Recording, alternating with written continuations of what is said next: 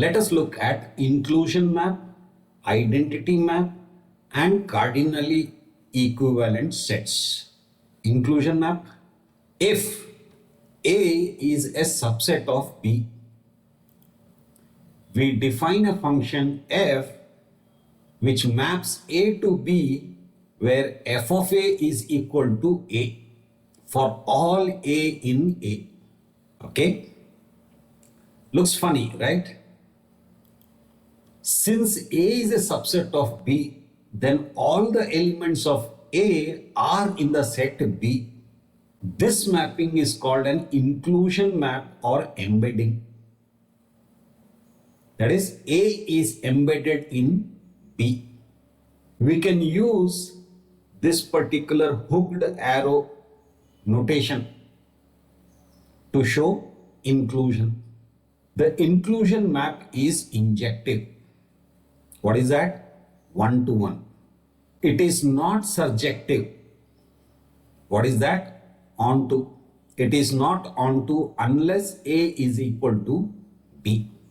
So when A is equal to B, inclusion map is surjective and it is injective, which means it is bijective.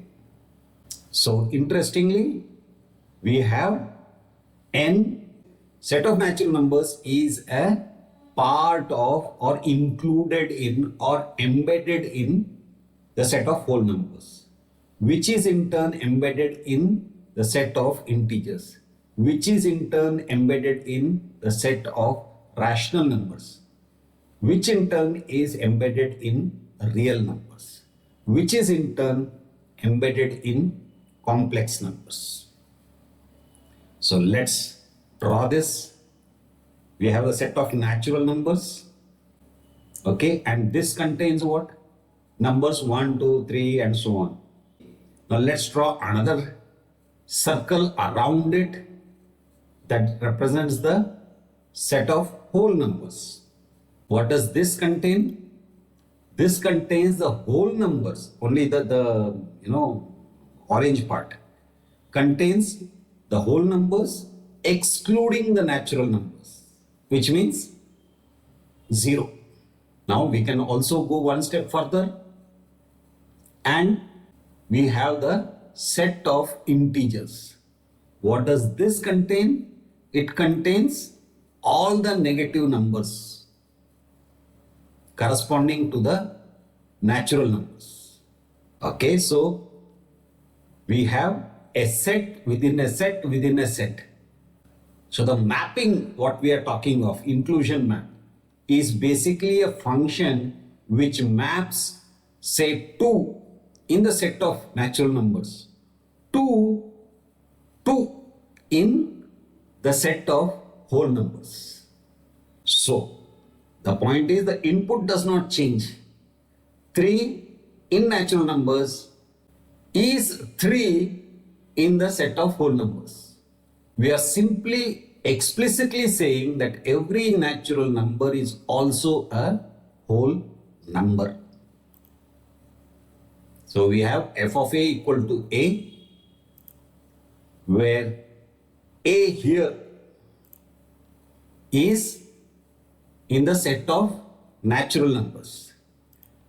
And we have this A which is in the whole numbers. So G of A is equal to A. Let's take it one step further. So we have A in the set of whole numbers and we have A in the set of integers. This becomes clearer for complex numbers, because to build a complex number, let's say we have a function h which takes 2 real numbers A and B and forms the complex number A plus IB. This is more of construction, but inclusion map would be P, a function P, which maps a real number set to a complex number set, where P of R is equal to R plus 0I. where R is in real numbers. Understand this clearly. In all these examples, the function will never map to 0. In this case, it will always map to the natural number A to the same natural number but as part of the larger set. So that was inclusion map. Now let's look at identity map. We have a function f which maps an element of A to the same element of the same set, where f of A is equal to A for all A in the set A. So which basically means each element of the set A maps to itself, also denoted as I for identity.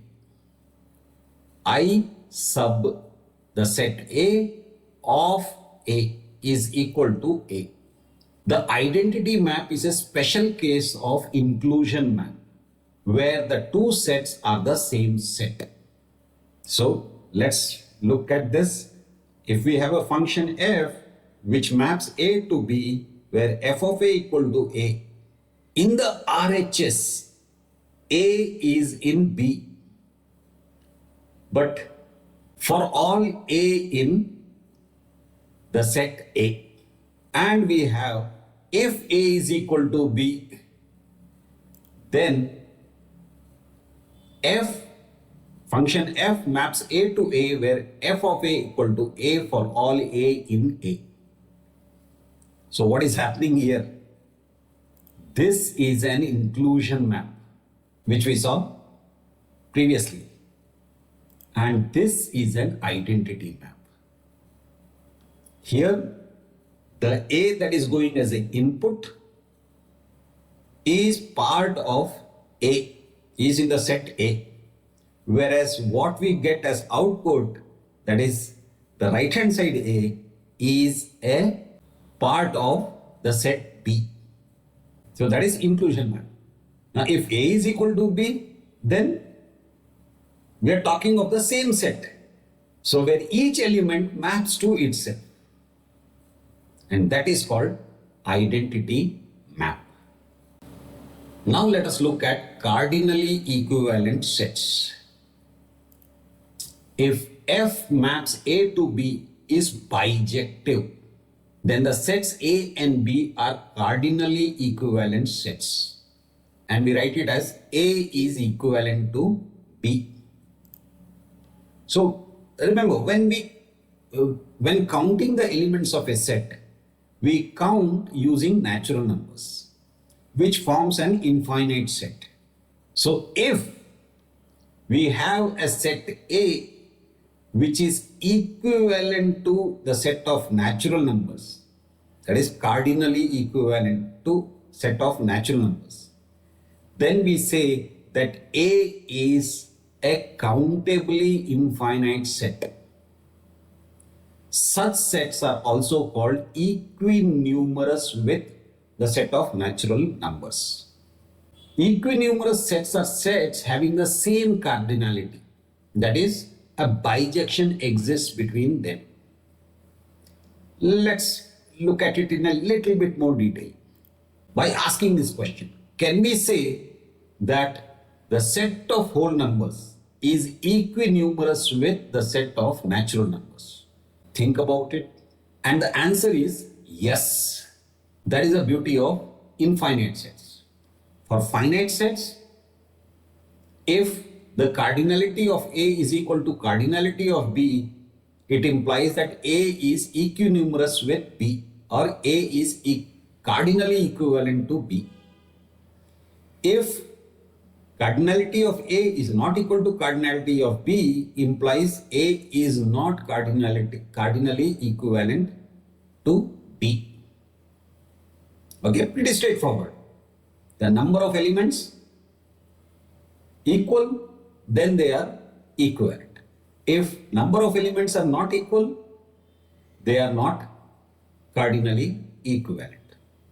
But for infinite sets, Let's take this example. Set of natural numbers is a subset of, a proper subset of the set of whole numbers. Because if we remove all the natural numbers from the set of whole numbers, we still have 0. So it is a proper subset. Now let's define a function from the set of natural numbers to the set of whole numbers. For counting purpose basically. F of n is equal to n minus 1. So let's start. 1 in the natural numbers corresponds to 0 in whole numbers. 2 in natural numbers corresponds to 1 in the whole numbers. Similarly, 3 maps to 2, 4 maps to 3, 5 maps to 4, and so on. Now, in this manner, we can keep counting. So, each whole number gets associated with a natural number. That is 1 to 1. And it will also be onto, because every natural number maps to every whole number. So each whole number gets associated with a natural number, that is f is a bijection, 1 to 1 and onto. And since it is a bijection, set of natural numbers is cardinally equivalent to the set of whole numbers, even though w minus n is equal to a set containing 0. And that is why we should treat infinite sets with due respect.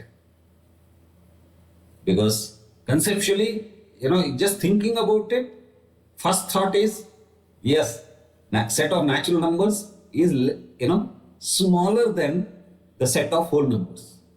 And we actually write it, isn't it? That it is a subset of whole numbers. But still they are both equanimous or cardinally equivalent sets. So that was inclusion map, identity map, and cardinally equivalent sets. That's it for now. Bye.